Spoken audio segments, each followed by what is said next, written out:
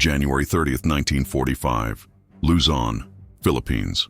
The temperature is 32 degrees Celsius, oppressively hot and humid in the dense jungle 30 miles behind Japanese lines. Captain Robert Prince lies in thick vegetation at the edge of a rice paddy, watching a compound 2 kilometers ahead through field glasses that turn the late afternoon haze into wavering images of guard towers and barbed wire. The compound is Cabanatuan Prison Camp, a facility holding approximately 500 American and Allied prisoners of war, survivors of the Bataan Death March, men who have been captive since 1942, held in conditions so brutal that over 2,600 prisoners have died here from disease, starvation, and execution. Intelligence reports indicate the Japanese are evacuating the camp and may be preparing to massacre the remaining prisoners rather than allow them to be liberated by advancing American forces. Prince commands the 6th Ranger Battalion's Able Company, part of a task force that includes 121 Rangers, 13 Alamo Scouts, an elite reconnaissance unit, and approximately 250 Filipino guerrillas. They are 6 miles from the nearest American lines, surrounded by an estimated 8,000 Japanese troops who are withdrawing north through the area around the prison camp. The mission is to infiltrate behind enemy lines, assault the camp, free 500 weakened and possibly dying prisoners, and somehow get everyone back to American lines before Japanese forces can respond. Every tactical manual says the same thing. A raid to rescue 500 prisoners from a fortified camp surrounded by thousands of enemy troops is suicidal unless you have overwhelming force and air support. The Rangers have neither. They are outnumbered approximately 60-1 by Japanese forces in the area. Air support is minimal. A single P-61 Black Widow night fighter is available to create a diversion, but it cannot provide close air support during the raid itself. Artillery support is impossible because the nearest American artillery is beyond range. But Prince has something that no one has attempted before in this war. A transportation plan so audacious that when he first proposed it to his battalion commander, the commander said it would never work. Instead of attempting to march 500 weakened prisoners 6 miles through Japanese-controlled territory on foot, which would take hours and leave the column vulnerable to attack, Prince plans to use vehicles to evacuate the prisoners rapidly. The problem is that there are no vehicles at Cabanatuan. The Japanese long ago confiscated all trucks and cars in the area. American forces cannot drive vehicles to the camp because the roads are controlled by Japanese forces, and the sound of engines would announce the raid. Prince's solution: Filipino guerrillas will collect every available cart, carabao, water buffalo wagon, and makeshift vehicle from villages in the area. Rangers and guerrillas will pre-position these vehicles along the evacuation route, hidden in barns and vegetation. Immediately after the assault, instead of marching on foot, prisoners will be loaded onto the waiting vehicles and transported to American lines at speeds that foot soldiers cannot match. The technique requires precise timing and coordination. The vehicles must be positioned along the exact route the raiders will use for withdrawal. They must be hidden well enough that Japanese patrols don't discover them before the raid. And most critically, they must be able to move 500 men, many of them barely able to walk, 6 miles through contested territory in darkness, reaching American lines before Japanese forces can organize pursuit and blocking positions. It is a plan that depends on improvisation, coordination between 3 different groups: Rangers, Scouts, and Filipino guerrillas, and the assumption that prisoners who have been starving for 3 years can somehow survive a bouncing ride in ox carts over rough jungle trails. It is a plan that has never been attempted at this scale in military history. Over the next 24 hours, from the afternoon of January 30th through the evening of January 31, 121 Rangers and their Filipino guerrilla allies will execute what military historians will later call the most successful raid in American military history. They will assault Cabanatuan in a coordinated attack that eliminates over 200 Japanese guards in less than 30 minutes. They will evacuate 501 prisoners, not 500, but 501, because intelligence undercounted, using a transportation network of carts, makeshift stretchers, and human carriers that moves the entire column 6 miles in approximately 5 hours. And they will accomplish all of this while surrounded by thousands of Japanese troops, losing only 2 Rangers killed and 10 wounded, with no prisoners lost to enemy action during the evacuation. How does one ranger captain organize a transportation network using water buffalo carts and improvised vehicles that can move 500 weakened men through enemy territory? What was the vehicle positioning trick that allowed rapid evacuation without alerting Japanese forces before the raid? And why did this raid, this 24 hours of meticulous planning and desperate execution, become the gold standard for prisoner rescue operations and prove that sometimes the craziest transportation plan is the only one that works? This is the story of the men who freed 500 ghosts from hell, the jeep and cart trick that turned impossible logistics into workable reality, and the 24 hours that proved sometimes rescuing people is easier than moving them. And sometimes the difference between success and catastrophic failure is 50 water buffalo and a lot of rope. While Robert Prince was growing up in the Pacific Northwest during the 1920s and 1930s, the world was experiencing the rise of Japanese militarism that would eventually lead to the imprisonment of thousands of American soldiers in the Philippines. Japan, seeking to establish dominance in East Asia and the Pacific, had invaded Manchuria in 1931. Then launched a full-scale war against China in 1937. By 1940, Japan was allied with Nazi Germany and Fascist Italy, forming the Axis powers. The United States, opposed to Japanese expansion, imposed economic sanctions, including an oil embargo that threatened to cripple Japan's military. On December 7, 1941, Japan attacked Pearl Harbor, bringing the United States into World War II.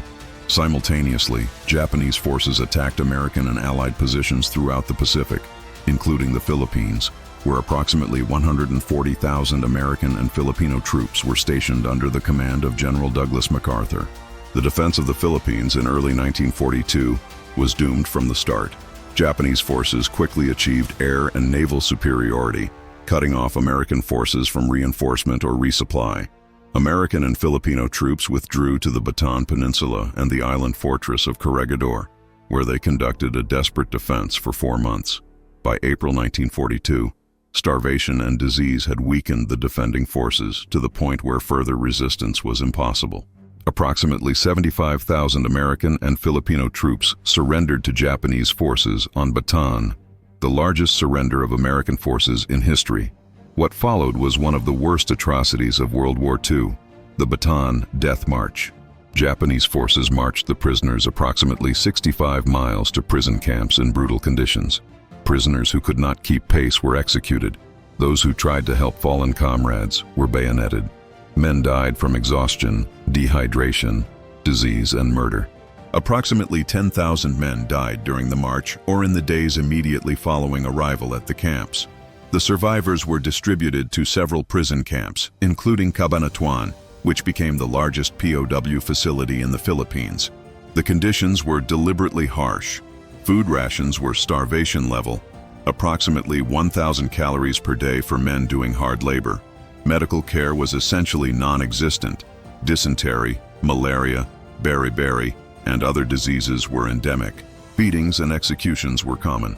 Between May 1942 and January 1945, over 2,600 American prisoners died at Cabanatuan. By January 1945, American forces had returned to the Philippines. General MacArthur's famous promise, "I shall return," was being fulfilled. The Sixth Army landed at Lingayen Gulf on January 9, 1945, and began advancing toward Manila. As American forces advanced, Japanese forces withdrew, and the Philippines became a battlefield where the outcome was no longer in doubt. The question was how long it would take and how many people would die before Japanese surrender. Intelligence reports reaching American commanders indicated that the Japanese were evacuating prison camps and in some cases massacring prisoners rather than allowing them to be liberated. At Puerto Princesa prison camp on Palawan Island in December 1944, Japanese guards had herded 150 American prisoners into air raid shelters, poured gasoline over them, and burned them alive. Only 11 men escaped to tell the story. The fear was that the same fate awaited prisoners at Cabanatuan and other camps. As American forces approached, the Japanese might execute the prisoners rather than allow them to be freed. This created urgency. The prisoners had to be rescued before the Japanese could kill them. Lieutenant Colonel Henry Mucci, commanding the 6th Ranger Battalion, received the mission on January 26, 1945. Penetrate 30 miles behind enemy lines, assault Cabanatuan prison camp, free the prisoners, and bring them back to American lines. The mission was assigned to the Rangers because they were the most elite light infantry unit available, trained for rapid movement, independent operations, and raids behind enemy lines. Mucci assigned the mission to Captain Robert Prince, commanding Able Company, and Captain Juan Pajota, leader of a Filipino guerrilla unit operating in the area around Cabanatuan. Prince was 27 years old, a Stanford graduate who had enlisted in the Army before Pearl Harbor and earned his commission through Officer Candidate School. He had trained with the Rangers at their formation and had led combat operations in New Guinea. He was known for meticulous planning and for his ability to coordinate complex operations involving multiple units. When Prince received the mission briefing and studied the intelligence on Cabanatuan, he immediately identified the critical problem: evacuation. Assaulting the camp was feasible. The Rangers outnumbered the Japanese guards and had superior training and firepower. But getting 500 weakened prisoners 6 miles through territory where 8,000 Japanese troops were operating would be impossible if the prisoners had to walk. Intelligence described the prisoners' condition: men who had been on starvation rations for 3 years, many suffering from dysentery, malaria, beriberi, and other diseases. Some could barely walk, some would need to be carried. Attempting to march this group 6 miles through jungle trails in darkness would take 8 to 10 hours, maybe longer. The Japanese would have ample time to organize blocking forces and destroy the column.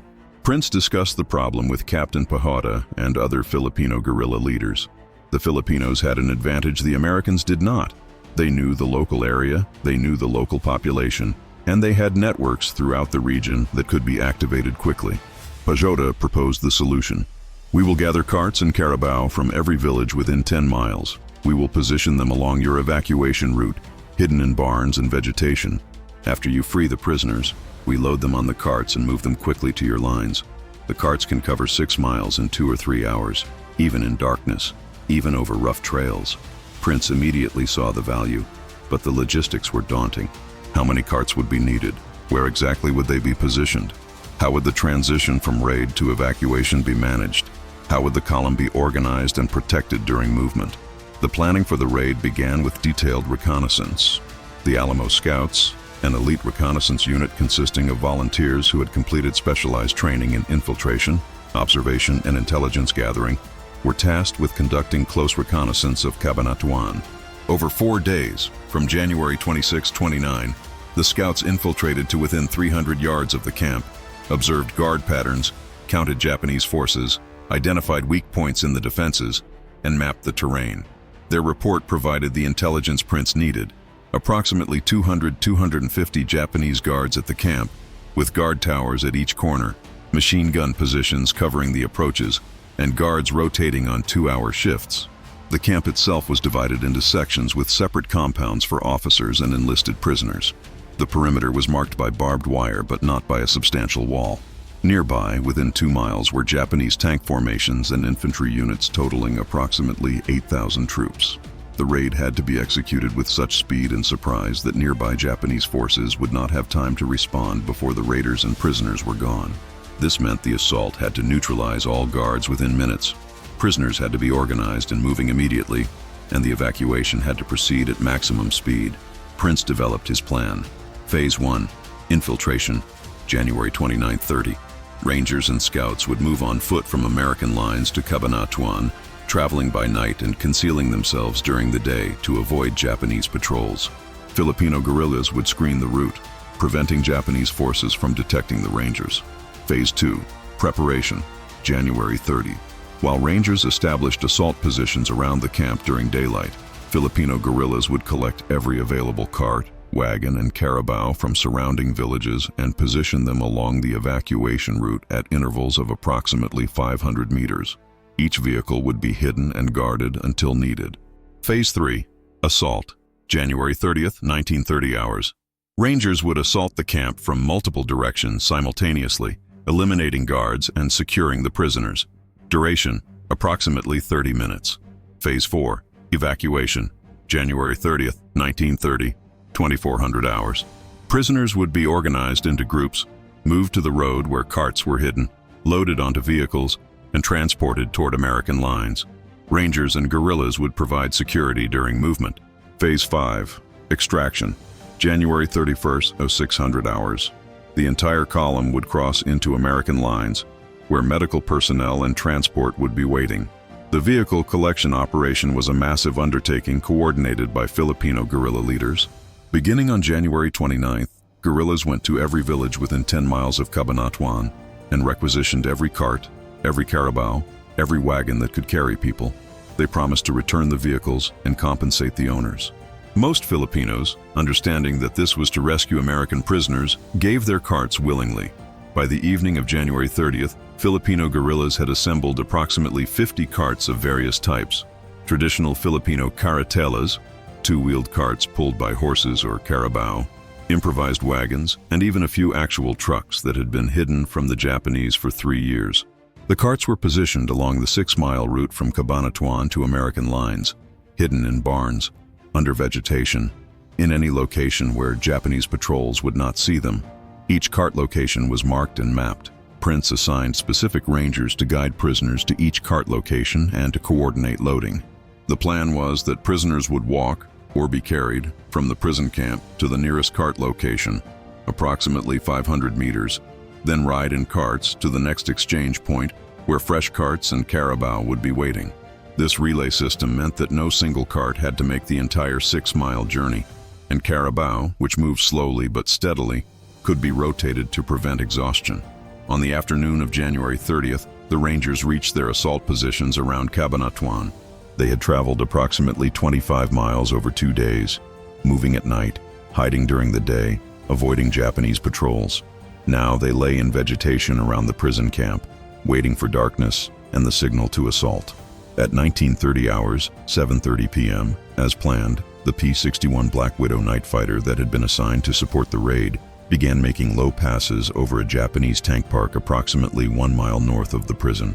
The aircraft's engines, loud and distinctive, drew Japanese attention away from the prison. Japanese troops and guards at the prison looked north toward the sound, focused on the aircraft, not on the jungle around the prison where Rangers were now moving into final assault positions. At 19:45 hours, the assault began. The Rangers attacked from 3 directions simultaneously. Captain Prince led the main assault element directly at the front gate. Lieutenant John Murphy led a flanking element against the guard quarters. Lieutenant Melville Schmidt led a 3rd element to secure the rear of the camp and prevent Japanese escape or reinforcement. The assault technique was straightforward. Overwhelming firepower applied with maximum violence. Every Ranger carried an M1 Garand rifle, and many carried additional weapons: Thompson submachine guns, bars, Browning automatic rifles, bazookas. The assault was not subtle. It was a frontal attack designed to eliminate Japanese guards so quickly they could not harm prisoners. Prince's element hit the front gate with a bazooka round that blew the gate open, followed immediately by rifle and automatic weapons fire that killed the guards at the gate and in the nearest towers.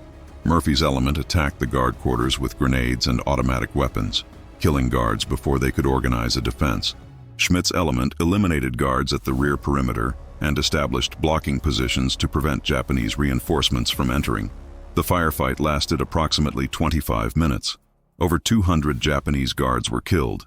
Rangers suffered casualties, 2 killed and 10 wounded, but the assault overwhelmed the defenders before they could harm prisoners. Inside the prison compound, prisoners who had been preparing for evening roll call heard the gunfire and explosions. Many thought they were about to be executed, that the Japanese were finally implementing the massacre they had feared. When American voices began shouting, "We're Americans, we're here to get you out," many prisoners could not initially believe it. Some thought it was a Japanese trick. It took several minutes for Rangers entering the compound to convince prisoners that the rescue was real. The scene inside the prison was heartbreaking. Men who had been healthy soldiers in 1942 were now emaciated, many weighing less than 100 pounds. Some could not stand without assistance. Others could walk only short distances before collapsing from exhaustion. The Rangers realized immediately that their transportation plan was not just a convenience, it was essential. These men could not walk 6 miles. Many could not walk 500 meters. Lieutenant Bill Nellis, one of the Ranger officers, later described the moment. "We expected them to be thin. We didn't expect skeletons. Some men were so weak they couldn't climb onto the carts without help. We had Rangers carrying men who weighed maybe 90 pounds. And these men, these skeletons, were crying and thanking us." It broke your heart.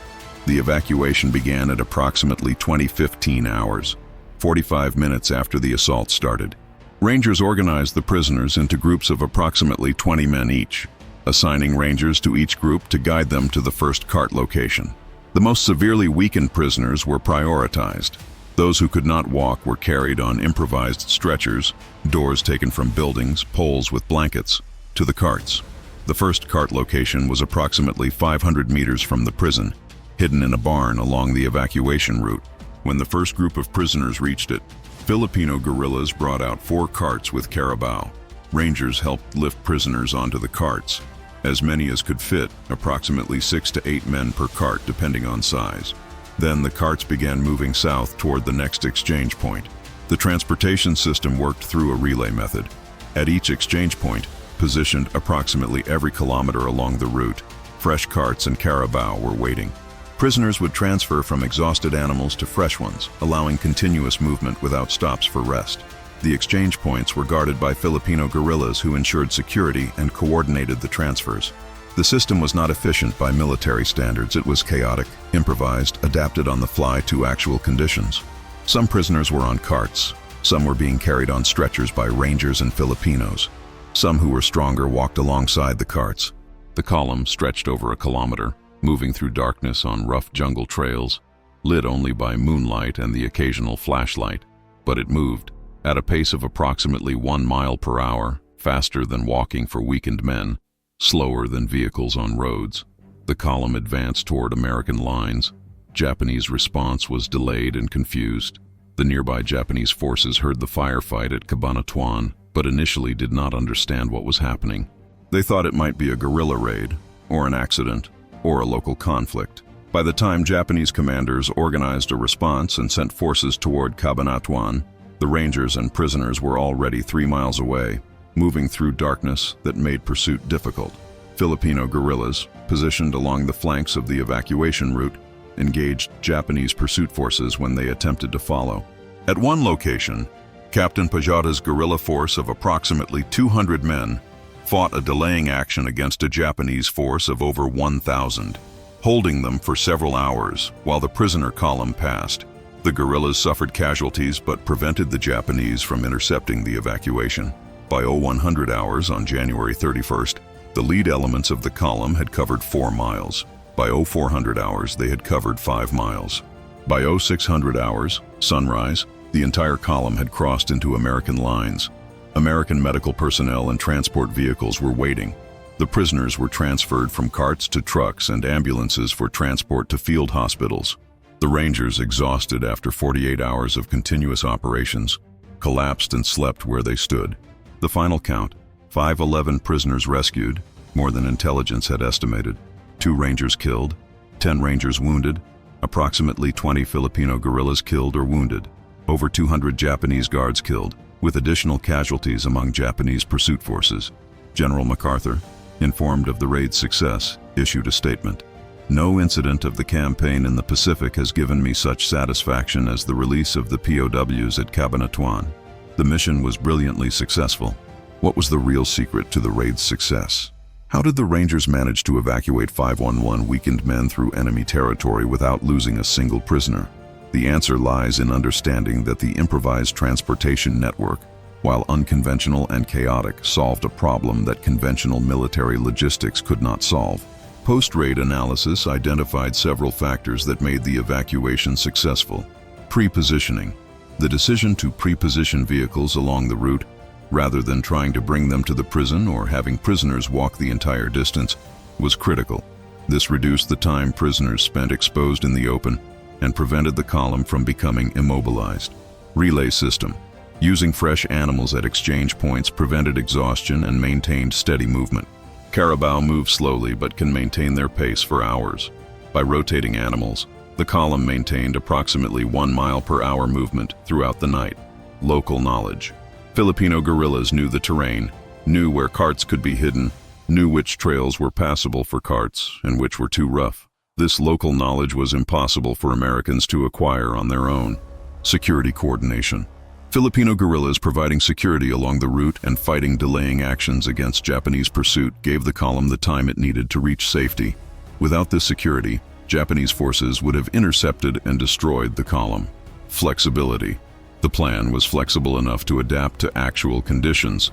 When it became clear that more prisoners needed to be carried than anticipated, Rangers and Filipinos improvised stretchers. When some carts broke down, prisoners were redistributed to other carts or carried. The system was chaotic, but adaptable. Prisoner conditioning. Despite 3 years of brutal conditions, the prisoners retained enough strength and discipline to follow instructions, organize themselves into groups, and assist each other. Prisoners who could walk helped those who could not. Officers maintained order despite the chaos. This discipline prevented the evacuation from degenerating into panic. Modern military logistics doctrine traces several principles to the Cabanatuan raid. Pre-positioning logistics forward. The concept of positioning supplies and equipment where they will be needed rather than trying to bring them forward during operations became standard practice in later raids and evacuations. Use of local resources. The ability to leverage local transportation, carts, animals, improvised vehicles, demonstrated that military operations need not rely solely on military logistics systems. This concept influenced later special operations in environments where conventional military vehicles were impractical. Civilian-military cooperation. The Cabanatuan raid demonstrated the force multiplication possible when military units cooperate with local resistance forces and civilian populations. Filipino guerrillas were essential to the raid's success. Transportation as a weapon. The transportation plan was not just logistics. It was a tactical tool that enabled the entire mission. Without the carts, the raid would have failed even if the assault succeeded. This demonstrated that mobility can be as important as firepower in determining mission success. Robert Prince was promoted to major and awarded the Distinguished Service Cross for his role in planning and leading the raid. He continued to serve in the Army and retired as a colonel in 1970. He died in 2009 at age 91. In interviews after the war, Prince consistently emphasized the importance of the Filipino guerrillas and the improvised transportation. We get credit for the raid, but the Filipinos made it possible. They collected those carts, they positioned them, they guarded them. They fought off the Japanese while we evacuated. Without them, we would have assaulted the camp successfully and then been trapped there with 500 men who couldn't walk. The carts were as important as the rifles. Captain Juan Pajota, the Filipino guerrilla leader, received the U.S. Silver Star for his role in the raid. He continued to fight against Japanese forces until the end of the war, and later served in the Philippine military. He died in 1976. The freed prisoners were evacuated to field hospitals and eventually to the United States. The medical reports documented the extent of their suffering. The average prisoner weighed approximately 110 pounds, compared to pre-capture weights averaging 160 pounds. 90% had parasitic diseases, 80% had malaria, 70% had dysentery. Many had permanent injuries from beatings or untreated diseases, but they were alive, and they were free. Today, at the Ranger Training Brigade at Fort Benning, now Fort Moore, Georgia, the Cabanatuan raid is taught as the gold standard for prisoner rescue operations. The entire raid, from planning through execution to extraction, is analyzed in detail as a case study in special operations. The teaching points include detailed planning. Prince and his team spent 4 days planning a raid that would last less than 1 hour. This ratio of planning time to execution time is now standard for special operations. Reconnaissance. The Alamo Scouts provided detailed intelligence that allowed precise planning. Modern special operations emphasize that time spent on reconnaissance is time well spent. Logistics as operations. The transportation plan was as critical as the assault plan. Modern mission planning emphasizes that logistics and operations must be integrated, not separate. Local force integration. The cooperation between Rangers, Scouts, and Filipino guerrillas demonstrated that local forces can be force multipliers when properly integrated and coordinated. Flexibility. The ability to adapt the plan to actual conditions, more prisoners than expected, worse physical condition than anticipated, demonstrated that rigid plans fail when reality differs from expectations. At the National Museum of the Pacific War in Fredericksburg, Texas, there is an extensive exhibit on the Cabanatuan raid. The exhibit includes a full-scale replica of one of the Filipino carts used to evacuate prisoners, complete with a mannequin representing an emaciated POW. A video presentation includes interviews with survivors, both Rangers and liberated prisoners, describing the raid and the chaotic evacuation. The exhibit placard reads, "The Cabanatuan Raid, January 30th to 31, 1945. 121 Rangers, 13 Scouts, and approximately 250 Filipino guerrillas executed the most successful rescue raid in American military history, freeing 501 prisoners from a camp 30 miles behind enemy lines. The raid's success depended on an improvised transportation network using local carts and water buffalo that allowed rapid evacuation of weakened prisoners through contested territory. The raid demonstrated that audacity, detailed planning, and creative logistics can overcome overwhelming odds. It is a reminder that military operations often succeed or fail based on seemingly mundane factors like transportation and logistics, that sometimes the most important innovation is not a new weapon or tactic, but a new way of moving people. That the difference between a successful rescue and a catastrophic failure can be 50 water buffalo carts and a lot of rope, 56 Rangers, 13 Scouts, 250 Filipino guerrillas, 50 carts and water buffalo, 6 miles of jungle trail through enemy territory, 30 minutes to assault and free the prisoners, 5 hours to evacuate them to safety, 511 prisoners freed, 0 prisoners lost during evacuation, 2 Rangers killed, 10 wounded, casualties from the assault, not from the evacuation, because the transportation plan worked exactly as intended. The crazy jeep and cart trick, actually no jeeps, just improvised carts and carabao, that turned impossible logistics into workable reality. The relay system that kept the column moving at 1 mile per hour through darkness. The Filipino guerrillas who collected every available cart from every village within 10 miles and positioned them along a route they hoped would lead to freedom. Captain Robert Prince, who understood that rescuing prisoners was only half the mission, that the other half was getting them home, and that getting them home required transportation they could not provide for themselves. The Filipino guerrillas who gave their carts, their animals, and in some cases their lives to help free men they had never met, but who had fought alongside them 3 years earlier. The prisoners who climbed onto those carts as skeletons weighing 90 pounds, who cried and thanked their rescuers, who survived 3 years of hell and 1 more night of bouncing over jungle trails in ox carts, and who reached American lines at sunrise to begin the long journey home. One raid that demonstrated perfect planning, flexible execution, and the understanding that sometimes the most important weapon is not the rifle you carry, but the cart you requisition. The proof that logistics can be as creative and as important as tactics, that local resources can solve problems that military systems cannot, and that sometimes the difference between mission success and mission failure is the willingness to use water buffalo instead of jeeps when water buffalo are what you have. The most successful rescue raid in American military history, not because of the assault, which was competent but straightforward, because of the evacuation, which was improvised, chaotic, and brilliant, because someone understood that moving 500 weakened men 6 miles through enemy territory required not just courage, but carts, and had the creativity to make it work.